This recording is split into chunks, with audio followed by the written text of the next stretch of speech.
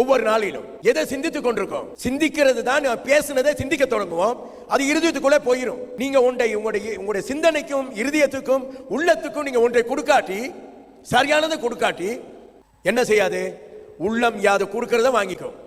நீங்க உங்களுடைய சரீரத்துக்கு நல்ல சத்துள்ள உணவுகளை நீங்கள் கொடுப்பீங்களா இருந்தா, சாப்பிடுவீங்களா இருந்தா, சரியானதை சாப்பிடுவீங்களா இருந்தா, சத்துள்ள உங்க உணவு நல்லா இருக்கும். அப்படித்தானே கொடுப்பீங்க. நல்ல உணவை தேடுவீங்க தானே. நல்ல உணவை நீங்க தேடுறது இல்லையா? தேடி நிறைய பேருக்கு கிடைக்கிறது இல்லை. சாய்ஸ் பண்ண தெரியல. அந்த நல்ல உணவு கொடுத்தா தானே உடம்புக்கு உங்களுக்கு தெரியும் தானே.